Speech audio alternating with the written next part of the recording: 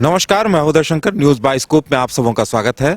आज हमारे साथ बातचीत के तौर पर खास मेहमान प्रदीप वर्मा जी मौजूद हैं। बीजेपी के प्रदेश महामंत्री हैं और प्रदीप वर्मा जी एक मिसाल हैं कि किस तरह से एक साधारण कार्यकर्ता संघर्ष कर और लोगों को साथ लेकर चलते हुए एक मुकाम तक हासिल कर सकता है। और प्रदीप वर्मा जी से हम जानेंगे कि वर्तमान राजनीतिक परिस्थितियों को किस तरह से देख रहे हैं और जो भी समस्याएं हैं उनका समाधान क्या है, इन तमाम मुद्दों पर बातचीत करेंगे।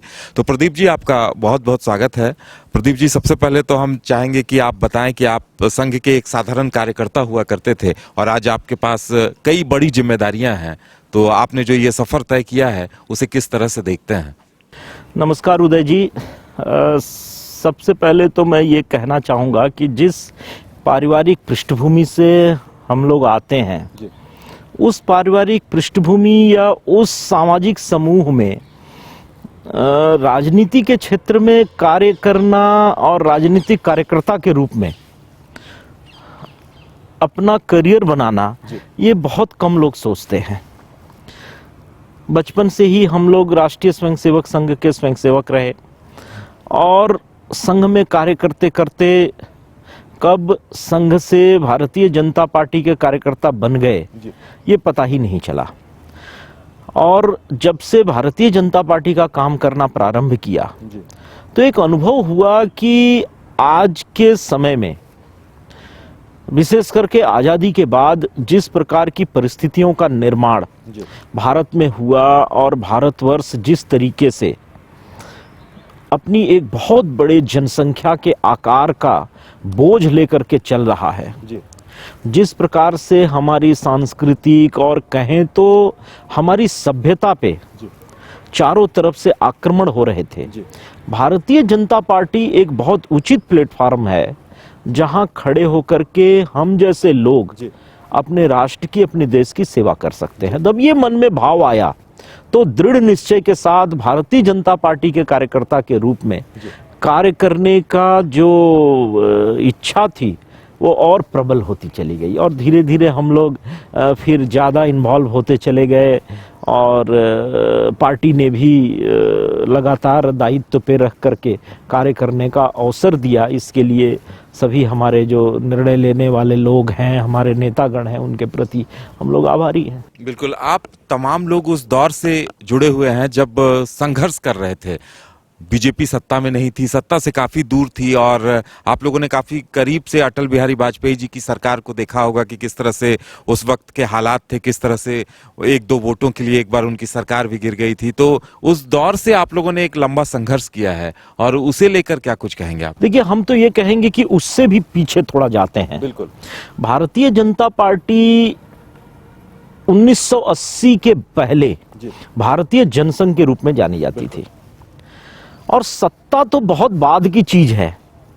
जिस समय भारतीय जनसंघ की स्थापना हुई थी उस समय तो हमने कल्पना भी नहीं की थी कि हम भारत में कभी अपने बलबूते भी सरकार बनाने की स्थिति में होंगे।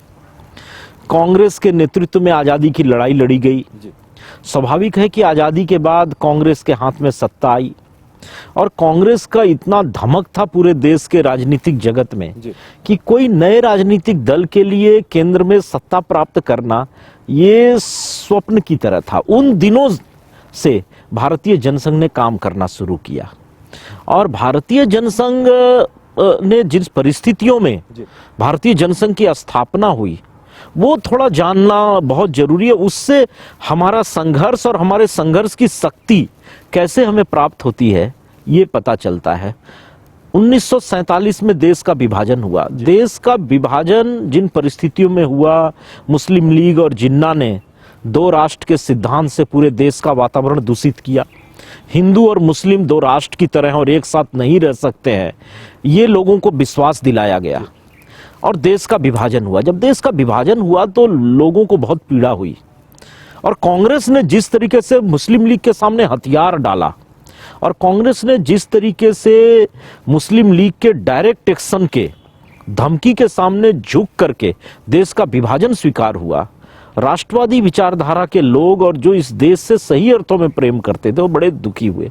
उनको लगा कि आज अगर कांग्रेस का हाथ पकड़ने वाला कोई और एक राजनीतिक दल इस देश में होता, मजबूत राजनीतिक दल, तो कांग्रेस अकेले ये निर्णय नहीं ले पाती। तो उसमें लोगों को पहली बार फील हुआ कि इस देश में कांग्रेस के विकल्प के रूप में एक राजनीतिक प्लेटफॉर्म होना चाहिए जो कांग्रेस के इस प्रकार के निरंकुश होकर के निर्णय लेने की प्रक्रिया को रोक सके, उसका हाथ पकड़ सके। इसी बीच घटना घटी, पूजनीय महात्मा गांधी की हत्या हो गई 30 जनवरी 1948 में, और हत्या का आरोप, एक तरफा निराधार आरोप, राष्ट्रीय स्वयंसेवक संघ पे लगाया गया। संघ के कार्य को प्रतिबंधित कर दिया गया, शाखाएं प्रतिबंधित हो गई। पूरे देश में हजारों लोग, निरपराध लोग जेलों में डाल दिए गए। उस समय भी लोगों को यह लगा, विशेषकर संघ के कार्यकर्ताओं को, स्वयंसेवकों को लगा कि एक ऐसे राजनीतिक दल की इस देश को जरूरत है जो कांग्रेस के इस प्रकार के मनमाने निर्णयों पर रोक लगा सके। इसी बीच में 1950 में नेहरू लियाकत अली समझौता हुआ, अप्रैल 1950 में। उस समझौता का डॉक्टर श्यामा प्रसाद मुखर्जी ने कड़ा विरोध किया, क्योंकि उस समझौता के हो जाने से पूर्वी और पश्चिमी पाकिस्तान में रह रहे हिंदुओं को चिंता करना और उनके लिए आवाज उठाने का अधिकार भारत हमेशा के लिए खो देने वाला था। उनके विरोध के बावजूद भी नेहरू जी ने नेहरू लियाकत अली समझौता पे हस्ताक्षर किए। यह स्थिति असह्य हो गई डॉक्टर मुखर्जी के लिए और उन्होंने केंद्रीय मंत्रिमंडल से त्यागपत्र दे दिया, और त्यागपत्र देकर के भारतीय जनसंघ की 1951 में दिल्ली के राघोमल कन्या विद्यालय में स्थापना हुई। तो ये उसकी परिस्थितियां थी। इस प्रकार की परिस्थितियों में भारतीय जनसंघ का उद्देश्य हुआ, और बड़ा साफ साफ उद्देश्य था भारतीय जनसंघ बनने का कि हम भारत को पुनः एक बार अखंड बनाएंगे, राष्ट्रवाद की विचारधारा को लेकर के चलेंगे, और कांग्रेस की मनमानी को रोकने के लिए एक अखिल भारतीय राजनीतिक दल के रूप में स्थापित। तो हमारे लोगों ने बहुत संघर्ष किया तब से लगातार। हमारे पहले राष्ट्रीय अध्यक्ष डॉक्टर श्यामा प्रसाद मुखर्जी ने अपने प्राणों की आहुति चढ़ाई कश्मीर के भारत में पूर्ण विलय के प्रश्न को लेकर के, और तब से लगातार। देखिए 1947 में भारत आजाद जरूर हुआ था, लेकिन वो आजादी केवल अंग्रेजों से मिली थी। अभी भी भारत के कई हिस्सों में पुर्तगीज शासन था, जैसे पुडुचेरी में, गोवा में, दमन दीव में यूरोपीय शासन था। भारतीय जनसंघ ने लड़ाई लड़ी, और भारतीय जनसंघ की लड़ाई के कारण गोवा मुक्त हुआ। तो लगातार एक राष्ट्रवादी विचारधारा के साथ ये काम आगे बढ़ता है। ये जो हमारी विचारधारा है राष्ट्रवाद, ये हम सब जैसे कार्यकर्ताओं की प्रेरणा का बहुत बड़ा एक कारण है, जिसके कारण हम सारे संघर्ष और सब प्रकार की तकलीफों को झेल करके भी भारतीय जनता पार्टी के कार्यकर्ता के रूप में कार्य करने की प्रेरणा प्राप्त करते हैं। बिल्कुल। और आज झारखंड की अगर बात की जाए, झारखंड पे अब लौटते हैं, तो चूंकि झारखंड में भी आप लोगों ने एक लंबा संघर्ष किया और पार्टी को सबसे ज्यादा वक्त यहाँ शासन करने का मौका भी मिला है, तो जब बात होती है झारखंड की, तो विपक्ष ये भी कहता है कि यहाँ तो लंबे वक्त तक बीजेपी ने राज किया। ऐसे में झारखंड के जो ये 22 सालों का सफर है, इसे आप किस तरह से देखते हैं? विपक्ष तो बहुत प्रकार की बातें करता है। विपक्ष तो कहता है झारखंड हमारे कारण बना है।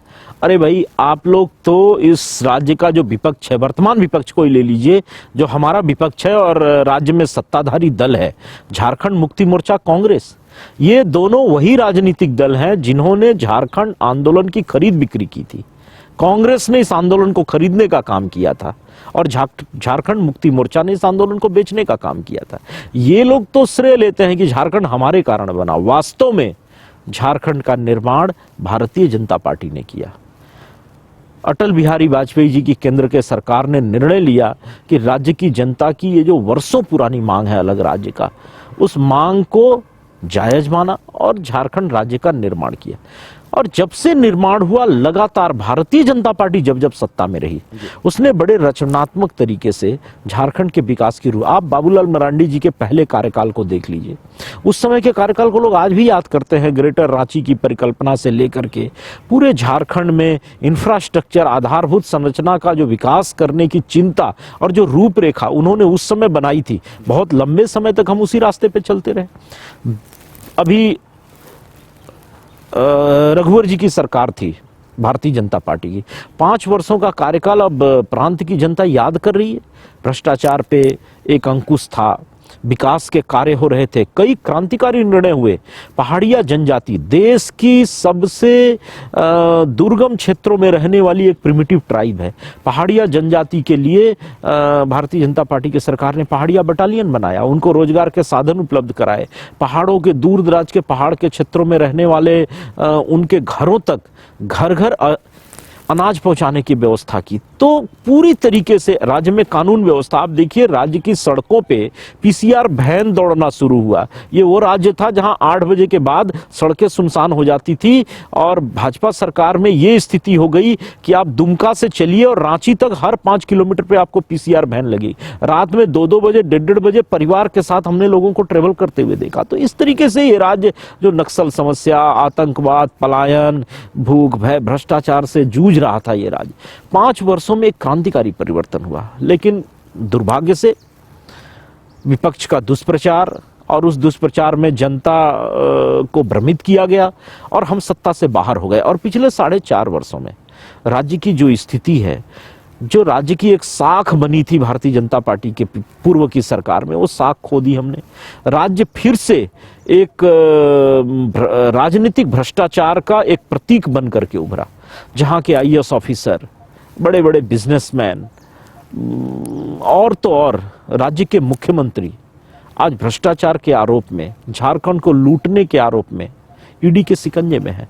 तो इस प्रकार का एक वातावरण राज्य में विपक्ष ने बना रखा है। प्रदीप जी, विपक्ष तो आप लोगों पे ये आरोप लगा रहा है कि जिन्हें आप चुनाव में हरा नहीं पाते, उन्हें आप ईडी और आईटी और सीबीआई का सहारा लेकर इस तरह से उन्हें परेशान किया जाता है। और झारखंड में तो लगातार विपक्ष की ओर से ये कहा जा रहा है कि आदिवासी मुख्यमंत्री को प्रताड़ित किया जा रहा है। इसे लेकर क्या कहेंगे आप? देखिए, जब 2014 में आदरणीय प्रधानमंत्री नरेंद्र भाई मोदी की सरकार बनी थी, तो उस समय एक बात तय हो गई थी कि भ्रष्टाचार के विरुद्ध एक निर्णायक लड़ाई वो लड़ने वाले हैं। जब उन्होंने कहा न खाएंगे न खाने देंगे, तो ये स्पष्ट हो गया था कि अब इस देश में एक मजबूत राजनीतिक इच्छा शक्ति रखने वाला व्यक्ति प्रधानमंत्री बना है और भ्रष्टाचार के विरुद्ध एक निर्णायक लड़ाई केंद्र की सरकार लड़ेगी, ये तय हो गया था। ये लड़ाई लड़ने का जो मुख्य औजार ये केंद्रीय एजेंसियां हैं, जो जांच करती हैं, जो नजर रखती हैं और इस प्रकार के भ्रष्टाचारियों को सजा दिलवाती हैं।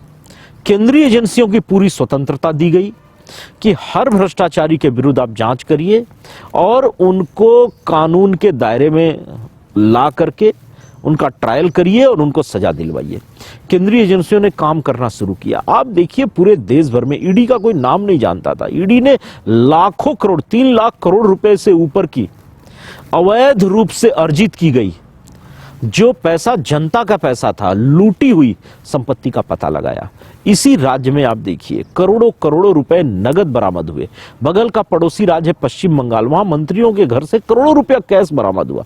तो ये तो सामने है कि ईडी और सीबीआई और इनकम टैक्स क्या कर रहा है। आज प्रधानमंत्री जी को ईडी समन देती है, जांच के लिए, पूछताछ के लिए बुलाती है, वो सहयोग नहीं करते। वो ईडी के प्रश्नों का जवाब नहीं देते हैं। ईडी उनके घर पे जाती है तो घर पे महंगी महंगी गाड़ियां, BMW कार मिलती है, 36-36 लाख रुपए नगद मिलते हैं मुख्यमंत्री के आवास से। ऐसा लोग कहते हैं, जहां तक जानकारी है, कि 100 से अधिक दस्तावेज उनके जमीन जायदाद के मिले हैं ईडी को। भाई, आपके पास ये चीजें हैं, ये बुरी बात नहीं है। आप BMW कार पे चढ़ते हैं, ये बुरी बात नहीं है। आपके पास पैसा है, जमीन है, लेकिन ये सब अर्जित करने के लिए आपने ये पैसा कमाया कहां से, ये पैसा आया कहां से, सोर्स तो आपको बताना पड़ेगा। मुख्यमंत्री जी वो सोर्स बताने को तैयार नहीं है, ईडी के प्रश्न का जवाब देने को तैयार नहीं है। तो ईडी को मजबूरन उन्हें गिरफ्तार करना पड़ा। तो जो आदमी कानून का पालन करेगा, नहीं करेगा, कानून से अपने को ऊपर समझेगा, तो ईडी तो कार्रवाई करेगी। अब उस पर कोई विपक्ष का व्यक्ति अगर केंद्र की सरकार को आरोपित करता है तो ये गलत है। आपको इस देश में जनता की सेवा करने के लिए लोग सत्ता सौंपते हैं। आपको जनता के हित में काम करना होगा और जनता के ऊपर खर्च करने वाला पैसा आप लूटेंगे तो आपके विरुद्ध तो कार्रवाई होगी ही। केंद्र सरकार किसी आरोप के दबाव में नहीं आने वाली। इंतजार किया जाए कि जनता किन तर्कों से, किन बातों से प्रभावित होती है। प्रदीप जी, अगर झारखंड की राजनीतिक परिस्थितियों को देखा जाए तो रघुवर जी की सरकार 5 साल रही, लेकिन उसके बाद जेएमएम जो 19-20 सीटों पर रहती थी वो उन्होंने एक बड़ा बहुमत ले आई सरकार। और अब जो राजनीतिक परिस्थितियां हैं, ऐसे में दो चुनाव होने हैं, लोकसभा के चुनाव अब कुछ ही दिनों में होने हैं, उसके बाद विधानसभा के चुनाव हैं। तो ऐसे में बीजेपी की भूमिका को आप किस तरह से देख रहे हैं और क्या कुछ कहेंगे आप? देखिए, जो पूर्व में हमारी भाजपा की सरकार थी, आदरणीय रघुवर जी हमारे मुख्यमंत्री थे, उस सरकार के विरुद्ध दुष्प्रचार का एक बड़ा तंत्र खड़ा किया गया। कुछ निर्णय हमने लिए थे जो वैसे तो राज्य के लिए क्रांतिकारी निर्णय थे। आप देखिए, रघुवर जी की सरकार बनी जब 19 में, और बनने के 6 महीने के भीतर उसने स्थानीय नीति डिफाइन किया, और पहली बार 25 वर्षों के बाद इस राज्य में दरोगा बहाली हुई। उसी स्थानीय नीति के कारण दरोगा बहाली हुई, और उस दरोगा बहाली में राज्य के 264 प्रखंड से कम 10 लोग दरोगा बने। तो एक सफल स्थानीय नीति थी। ऐसी बहुत सारी बहालियां उस स्थानीय, लेकिन उस स्थानीय नीति के विरुद्ध में भी दुष्प्रचार किया गया कि 85 का कट ऑफ डेट क्यों है, दुष्प्रचार करना है। जेएमएम सत्ता में कई बार आई, कांग्रेस 2 साल सत्ता में रही, मधु कोड़ा की सरकार में कांग्रेस सत्ता में रही, उसने स्थानीय नीति नहीं बनाई। और भारतीय जनता पार्टी ने जब स्थानीय नीति बना करके झारखंड के लोगों को नौकरी देना प्रारंभ किया तो उसके विरुद्ध दुष्प्रचार किया गया। सीएनटी एसपीटी एक्ट में एक संशोधन, उसको लेकर दुष्प्रचार किया गया, जबकि सीएनटी एसपीटी एक्ट में कई संशोधन झारखंड मुक्ति मोर्चा और कांग्रेस के काल में हो चुका है, उसकी बात ये नहीं करते हैं। और एक छोटा सा संशोधन प्रपोज हुआ था, पारित भी नहीं, प्रपोज हुआ था कि इस राज्य में जनहित के कार्य के लिए थोड़ा सीएनटी एसपीटी एक्ट में परिवर्तन करके कुछ जमीन उस काम के लिए उपलब्ध कराई जाए, स्कूल बनाने के लिए, हॉस्पिटल बनाने के लिए, पावर स्टेशन बनाने के लिए। तो उसका भी दुष्प्रचार किया गया कि भारतीय जनता पार्टी आदिवासियों का जमीन लूटना। अरे, आदिवासियों की सबसे जमीन तो आप लूटते हो भाई साहब। आपके पास 100 से ज्यादा दस्तावेज है जमीन के, झारखंड का कोई जिला नहीं है जहां आपके पास जमीन नहीं है। तो आदिवासियों की जमीन आप कैसे खरीदते हो? सीएनटी एसपीटी एक्ट का असल में उल्लंघन तो आप कर रहे हो। सीएनटी एसपीटी एक्ट में बहुत स्पष्ट लिखा हुआ है कि एक ही थाना क्षेत्र का व्यक्ति आदिवासी की जमीन खरीद सकता है। तो आप कभी बोकारो के निवासी हो जाते हो, कभी दुमका के निवासी हो जाते हो, कभी साहेबगंज के निवासी, वास्तव में आदिवासियों की जमीन तो आपने लूटी है। इस राज्य के खनिज को, बालू के घाटों को आपने लूटा है। तो वास्तव में आदिवासियों के विरोधी तो आप हो, लेकिन दुष्प्रचार है। उस दुष्प्रचार के भ्रम में आकर के जनता थोड़े दिन के लिए भ्रमित हो गई। आज जनता सब कुछ देख पा रही है। चलिए, जनता के फैसले का इंतजार किया जाए, जल्द ही होना है फैसला। लोकसभा चुनाव बहुत जल्द घोषित होने वाले हैं। पिछले बार के आंकड़ों को देखा जाए तो 12 सीटें आई थी, 2 सीटें आप लोग लूज कर गए थे, और जहां तक जानकारी हमें मिल रही कि अमित शाह जी की तरफ से आप लोगों को ये लक्ष्य भी दिया गया है कि इन दोनों सीटों को भी जीतना है। लेकिन एक जो सर्वे रिपोर्ट आई है उसमें जो आपकी कुछ सिटिंग सीटें हैं उनके बारे भी इस तरह के आंकड़े आए हैं कि वहां काफी संघर्षपूर्ण मुकाबला होने जा रहा है। इसे आप किस तरह से देख रहे हैं और क्या कहेंगे? देखिए उदय जी, इस बार लोकसभा चुनाव में कोई संघर्ष नहीं होगा। राज्य की जनता वर्तमान शासक दल कांग्रेस और झारखंड मुक्ति मोर्चा और उनके मुखिया हेमंत सोरेन को सबक सिखाने का मन बना चुकी है। इन्होंने जनता के प्रति जो पाप किया है, आप एक आदिवासी मुख्यमंत्री बने इस राज्य के, और आपके राज्य में सर्वाधिक आदिवासियों के ऊपर अत्याचार हुए। आप आदिवासी मुख्यमंत्री थे, आप आदिवासी समाज के धार्मिक रीति रिवाज, सामाजिक परंपराओं का भी रक्षण नहीं कर पाए। आपके शासनकाल में धर्मांतरण भयंकर रूप से बढ़ा।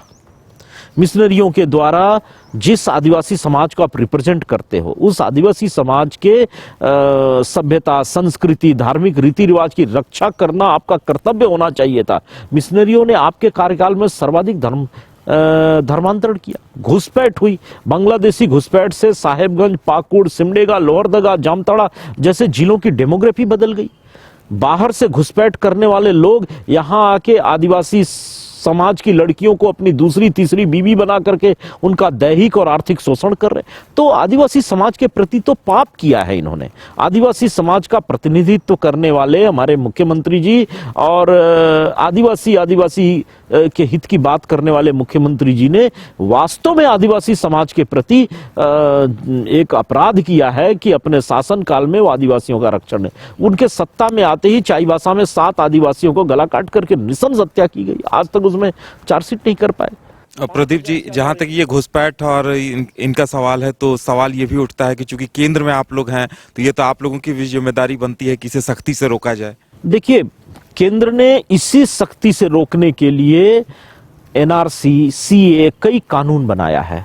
हम फेज्ड वाइज उसको लागू करने वाले हैं पूरे देश में, और उसको लागू करने के नाम से ये हड़बड़ाना, हम इसीलिए बोल रहे हैं ना कि इस बार संघर्ष नहीं है। जनता ये सारी चीजें देख रही है। घुसपैठ रोकने के लिए जो हम नेशनल सिटीजन का रजिस्टर ला रहे हैं, वो क्या है? वो यही है, यही घुसपैठियों को इस देश से निकाल बाहर कर रहे हैं, और उसका ये विरोध कर रहे हैं। तो जनता सब देख रही है। इस बार लोकसभा चुनाव में मैं बता रहा हूं उदय जी, कोई संघर्ष नहीं है। 14 में से 14 सीट राज्य की जनता आदरणीय प्रधानमंत्री नरेंद्र भाई मोदी के झोली में डालने वाली है। कहीं कोई संघर्ष नहीं है। ये अपने अस्तित्व रक्षा की लड़ाई लड़ते हुए नजर आएंगे। प्रदीप जी, ये तो आप कह रहे हैं कि कहीं कोई संघर्ष नहीं है, लेकिन अगर अंतर्विरोध की बात की जाए तो हमेशा सवाल ये उठते हैं कि बीजेपी में अंतर्विरोध है, गुटबाजी है, और विपक्ष लगातार ये कहता है कि बाबूलाल जी जो नेतृत्व कर रहे हैं उन्हें बीजेपी मानने को तैयार नहीं है, कार्यकर्ता नहीं मानते हैं। अभी सदन में भी विधायकों की तरफ से ये कहा जा रहा था, तो उसे लेकर आप जनता को क्या मैसेज दें? देखिए, भारतीय जनता पार्टी में हमारे जो कार्यकर्ता हैं वो बहुत अनुशासित होते हैं। हम कार्डर बेस्ड राजनीतिक दल हैं।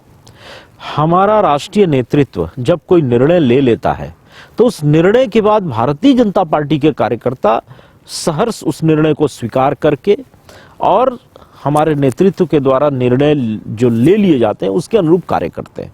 हमारे यहाँ कोई गुटबाजी नहीं, गुटबाजी शब्द नहीं है। हम तो गुट व्यवस्था में विश्वास ही नहीं रखते, हम तो गट व्यवस्था में चलने वाले लोग हैं। हमारे यहाँ कोई गुट नहीं, हमारे यहाँ एक ही गट है, भारत माता की जय बोलने वालों का गट। भारत माता को विश्व के सर्वश्रेष्ठ स्थान पर स्थापित करने का लक्ष्य लेकर के भारतीय जनता पार्टी के प्लेटफॉर्म से राजनीति करने वालों का गट है, गुट नहीं है, गट है।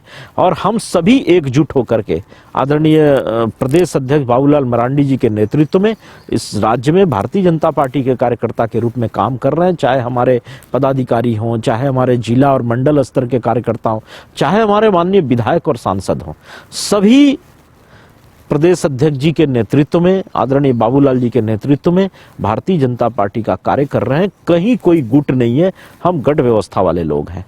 बिल्कुल। और वर्तमान जो अभी राजनीतिक परिस्थितियां हैं, देखिए, राजभवन को लेकर भी विपक्ष की तरफ से लगातार ये कहा जा रहा है कि बीजेपी के इशारे पर राजभवन ने अपनी ताकत का गलत इस्तेमाल किया या पूर्व मुख्यमंत्री को वहां से गिरफ्तार कराया गया। इस तरह की जो तमाम बातें सामने आ रही हैं, इन्हें लेकर आप जनता को क्या कहेंगे? देखिए, जो जानकारी इस विषय में है, ये सारे समस्या और ये सारा जो प्रकरण हुआ उसका जिम्मेवार एकमात्र मुख्यमंत्री जी, झारखंड मुक्ति मोर्चा और कांग्रेस है। आपको बार बार सम्मन किया गया, आपको ईडी ऑफिस जाकर के उस सम्मन का सम्मान करना चाहिए था, ईडी के प्रश्नों का सामना करना चाहिए था। आपने लगातार उसकी अवहेलना की, आपने सम्मन को इग्नोर किया। मजबूर होकर के ईडी को आपके बुलाने पर आपके घर जाना पड़ा। आपने बुलाया, ईडी अपने से नहीं गई थी। ईडी ने पूछा था कि आप स्थान बताइए, हम कहां आए और आपसे बात करें। आपके बुलाने पर ईडी आपके घर गई, और वहां भी जब आपने उनसे सहयोग नहीं किया तो मजबूरन ईडी को आपको गिरफ्तार करना पड़ा। और आपके गिरफ्तारी के बाद आपको अपना इस्तीफा वहीं से मेल से भेज देना चाहिए था राजभवन। आपने जिद की कि मुझे राजभवन जाकर के राज्यपाल महोदय से मिल करके इस्तीफा देना है।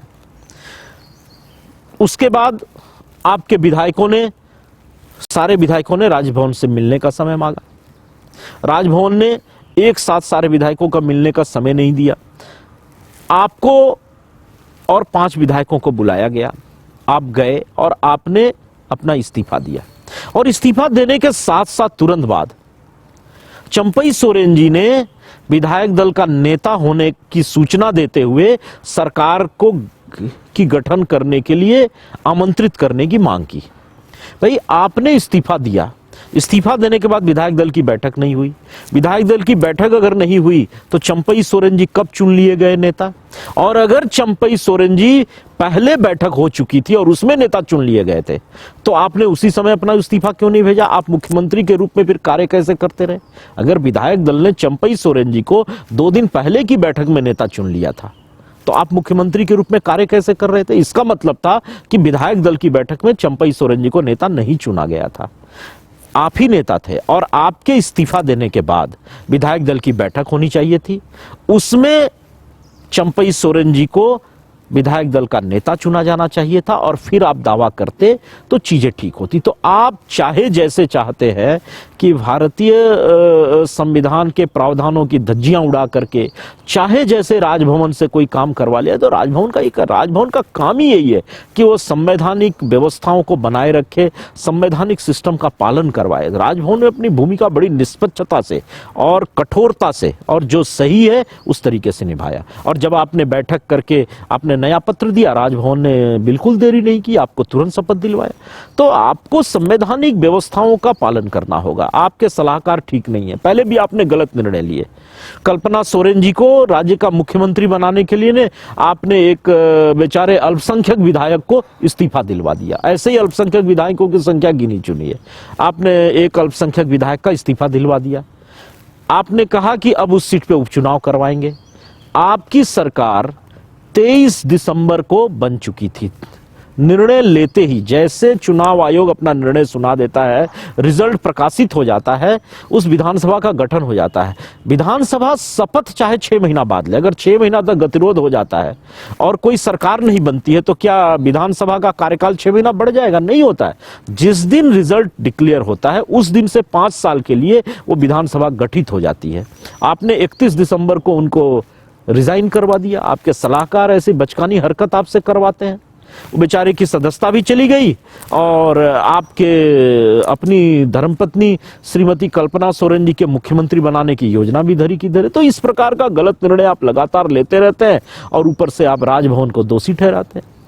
चलिए, तो इंतजार किया जाए जनता क्या फैसला लेती है। प्रदीप जी, कार्यकर्ताओं को लेकर एक अंतिम सवाल पूछना चाहेंगे कि कार्यकर्ताओं में कहीं न कहीं निराशा थी थोड़ी कि भाई उनकी सुनी नहीं गई या उनमें थोड़ी निराशा का भाव आ गया था, तो उन्हें आप क्या मैसेज देंगे? नहीं, मैं फिर से बोल रहा हूं, भारतीय जनता पार्टी का कार्यकर्ता राष्ट्र सर्वोपरि मान के कार्यकर्ता है। ये केवल मैं थ्योरेटिकल बात नहीं करता हूं, वास्तव में आप जब देखेंगे, आप बहुत नीचे स्तर के कार्यकर्ताओं से भी मिलेंगे तो भारत माता की जय करने वाले, सुबह जब समाज सोया रहता है उस समय 5:30 बजे से 5:30 बजे तक संघ की शाखा पे आकर के और भारत माँ की आराधना करके अपनी दिनचर्या प्रारंभ करने वाला कार्यकर्ता किसी भी प्रकार की अपेक्षा आकांक्षा नहीं रखता है, किसी से नाराज खुश नहीं होता है, क्योंकि उसके सामने बहुत बड़ा लक्ष्य है। अपनी माँ को, भारत माँ को विश्व के सर्वश्रेष्ठ आसन पर स्थापित करने के लिए वो राजनीतिक मंच पर खड़ा होकर के कार्य कर रहा है। तो यहाँ नाराजगी और किसी भी प्रकार की निराशा का कोई स्थान ही नहीं है। भारतीय जनता पार्टी का कार्यकर्ता अनवरत प्रतिदिन भारत माता की जय और वंदे मातरम का उद्घोष करके राष्ट्र सेवा में लगातार कार्य करने वाला कार्यकर्ता है, वो कभी निराश नहीं होता। तो प्रदीप जी थे ये, और इनका कहना है कि जिस तरह से संघर्ष अब कहीं नहीं है, 14 सीटें जीतने जा रहे हैं और आने वाले दिनों में बीजेपी को और बेहतर परिणाम यहां से मिलेंगे। प्रदीप जी, हमारे साथ जुड़ने के लिए और बातचीत करने के लिए आपका बहुत बहुत धन्यवाद। और इसके साथ ही आज के हमारी इस खास मुलाकात में इतना ही। हमें दीजिए इजाजत और आप देखते रहिए न्यूज़ बाइस्कोप। नमस्कार।